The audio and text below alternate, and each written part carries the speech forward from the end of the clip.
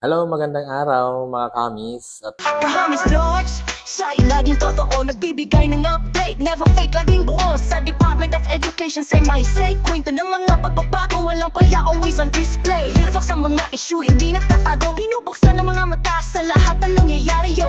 Sa bawat vlog, may mga aral at taglay. Di lang entertainment, kundi insights na Promise Vlogs. ngayon ay mag-react tayo dito. Alam ko, alam na ng lahat ito. Yung patungkol sa PBB 2023 at lahat ay masayang masaya. Pero tingnan natin itong less 1 minute na video ng ACT Teacher Party List, lalong-lalo na si Representative Antonio Tino, yung kanyang mensahe. Tara, panoorin natin. Kumusta na po yung PBB ng mga guro ng DepEd? Okay. Ang galing talaga dito ni Representative Twing. Talagang kinumusta niya.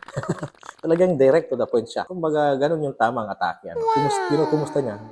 Kumusta na yung PBB 2023? Kaya sa pangungumusta pa lang, talagang masyasyak na yung mga ahensya. Kumbaga, mag-iisip sila ano ba sasagot dito. Ano? At kung may magandang balita, that's good. Dahil alam natin, deny po ito. Pero according to my sources, there might be a positive development. Tama po ba?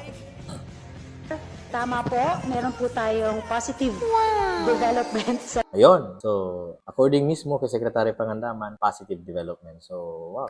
Asahan na natin ang PBB 2023 ay sure at sigurado maibibigay sa ating mga kaguro. PBB ng DepEd.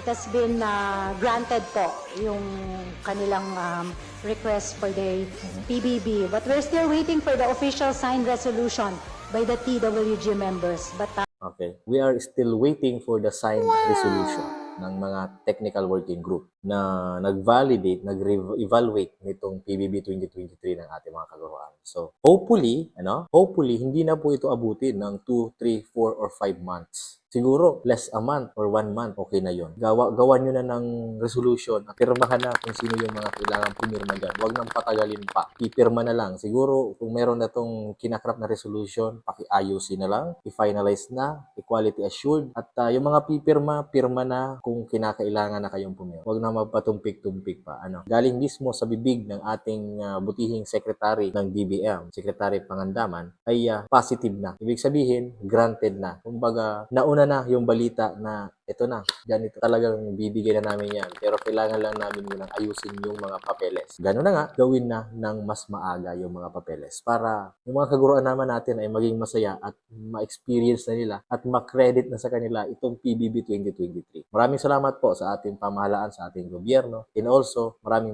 salamat ACT Teacher Party. Saludo kami lahat sa inyo. Palakpakan natin ang ACT Teacher Party List for doing a great job para sa ating mga kaguruan. Maraming salamat.